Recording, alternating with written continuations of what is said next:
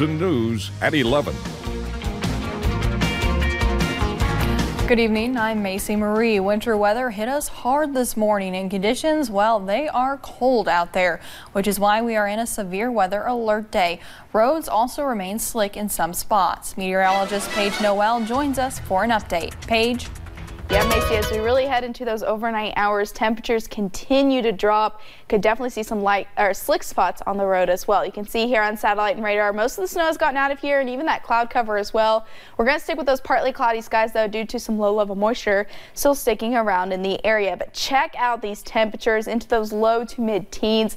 I would say a little bit warmer in the Cumberland Valley compared to some already into those single digits. Now those wind speeds are out of the northwest at about 5 to 10 miles per hour. So it's actually making it feel a little bit colder outside than it actually is, making it feel near 0 degrees for some. Now as we head through tonight, we'll be right around 10 for that low. Flurries are still possible as we head throughout the night tonight and a little bit into your Monday as well. So we are going to see a few flurries. Icy roads are definitely an issue heading into tonight, especially those back roads that are still covered. And then with temperatures dropping below freezing, and also those wind chill values is another thing that we are worried about heading into those overnight hours. And we'll break down that full forecast coming up in just a little bit. Macy. All right, thank you, Paige. And here in the mountains, well, we were not the only ones getting hit by that winter weather. Freezing rain, heavy snow, and drastic temperature drops. More than 40 million people from North Carolina to Maine are under some sort of winter weather advisory. The massive storm forecasted to bring more than a foot of snow to parts of New England. Natasha Chin is in Albany, New York, as officials prepare to dig out. A massive winter storm is pounding the Northeast, with more than 2 feet of snow expected to fall in the interior portions of New England. Snow emergency has been declared by the mayor's office. Plunging temperatures will bring icy conditions to parts of upstate New York, Vermont, New Hampshire, and Maine. State and local authorities say they're ready for the weather challenge, but brutally cold temperatures could complicate efforts by road crews. Now we've got really icy roads. As the temperatures fall, the salt will not be effective, and so that means that the roads are going to be really slick. The storm brought some of the coldest temperatures of the season to the Midwest and East Coast. More than 100 million people from Missouri to Maine were under some sort of winter weather advisory on Saturday. Roads in parts of Arkansas turned to slush as road crews struggled to keep pace with the heavy snowfall. Conditions turned deadly in Kansas. A snowplow driver died when his plow overturned. Officials in New England have their attention focused on public safety, reminding residents to stay inside and stay warm. Sometimes people just discount it here. They think, hey, this is the Northeast, we get these storms, but the streets can be really dangerous. And, just as you wouldn't go out in the middle of a hurricane, you shouldn't go out in the middle of a snowstorm. In Albany, New York, I'm Natasha Chen.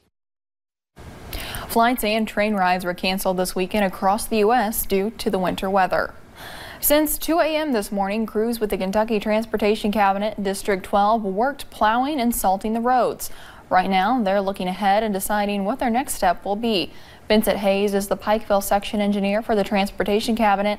On top of the snow, he says the department's also dealing with rock or mudslides. Right now, their trucks are divided between the two elements. Just works those slides down, the existing slides that we've cleaned up, and there's still more above, works that down. Hayes says salt does not work if the temperature drops below 20 degrees. As we dip into the overnight hours, they will need to use calcium chloride to stop the ice. And if you plan on traveling to Lexington or to other areas in central Kentucky for shopping or to visit family tomorrow, you may come across some slick spots along the way, especially in the morning. Officials with the Kentucky Department of Transportation say they stayed busy plowing and treating roads across the state. Some slick spots do still remain over in central Kentucky too. And here's a neat look up from above Louisville. You can see they were not excluded from the snowfall. According to the National Weather Service, more than 2 inches of snow was recorded at the Louisville International Airport as of Sunday morning. A death investigation is underway in Laurel County after a woman was found dead in her driveway this morning. Deputies say 72-year-old Glenda Smith was found outside her vehicle at her home off Fisherman Island Road. An autopsy is scheduled in Frankfort. We do not know the cause of her death at this time. In Lee County, firefighters had to endure the frigid cold while they were battling a church fire. Today's services were canceled because the building was destroyed. Matthew Rand has more. Services were canceled this morning at Zoe Church of Christ after a fire swept through their worship hall. You might think a loss like this would be cause for despair, but the church's preacher, Matthew Dixon, is taking it in stride. It's just life. You know, it's part of life. There's pests of all sorts and a lot of mountains to climb, but there's always a top to every mountain. So firefighters were called to the scene around 3 a.m. and by the time they got there, the church was totally engulfed in flames. Firefighters tell us they had to use chains on their tires to get their trucks up the snow-covered hill to the church once they got there, battling not only the flames but the intense early morning cold. Our hoses were freezing, the nozzles were freezing. Of course, we had to do water shuttle with the tankers. And there were some instances my hand would freeze to the handle on the truck. Dixon says the church was built a little more than 20 years ago and started out with just 8 members. We've grown quite a bit. We have a great group of people. This has got us knocked down a little. You know, we're down, but we're certainly not out. The cause of the fire has not been determined, but firefighters don't think it's suspicious, and they're warning about the added fire risk whenever temperatures crash like they did last night. Everybody's probably kicking their heaters on now, and especially if you got wood burners, you got to watch the flue fires, but you just got to be aware and make sure you got your smoke detectors working. The church's preacher grateful to the first responders who spent hours in the cold trying to save their building, and also that no one was hurt. The people are the church. This is a building. This can be replaced. The church are the people, and we're together and we're in unity one with another and love one another, and that's how you overcome things like this. Reporting in Lee County, Matthew Rand, WKYT. The preacher says fortunately the building was insured. Church members are now trying to figure out where they can meet until their building can be rebuilt. Kentucky officials say the state's unemployment rate fell slightly last month. The Kentucky Center for Statistics states the jobless rate was 4.4 in December. Employment in professional and business services is up by about 2,200 jobs. Hospitality and leisure jobs were down by about 1,300 last month. Ohio launched a public awareness campaign to boost interest in foster care and adoption. A website created by the Ohio Department of Job and Family Services has info for both current and prospective foster and adopted families. The state's addiction epidemic is part of what caused foster care needs to soar. The Martin Luther King National Park in Atlanta reopened Saturday despite the ongoing government shutdown. The park will be up and running for at least 16 days, thanks partly to a grant from Delta Airlines.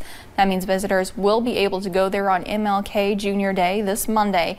The historic site includes King's home and the Ebenezer Baptist Church, but much of the venue has been closed since last month because of the shutdown. A police officer was killed in Mobile, Alabama in the line of duty this afternoon. Police say Sean Tudor was doing a follow-up investigation when he was gunned down. A suspect, Marco Perez, was taken into custody. Police did not say Perez was the shooter. They have not released if anyone else was involved. Deputies responded to a large case of animal cruelty in Wake County, North Carolina this weekend. A dog and 21 horses were found dead inside a pen. Neighbors say the couple who owns the property died, leaving their daughter to take care of the horses. The only animal left surviving was a dog that was also in bad shape. Deputies say they do have a person of interest. And still to come on Mountain News, a new tattoo parlor in Hazard is raising awareness about some serious issues by using their ink. And temperatures and wind chills continue to drop as we head into those overnight hours. We'll break down that full forecast coming up in just a little bit.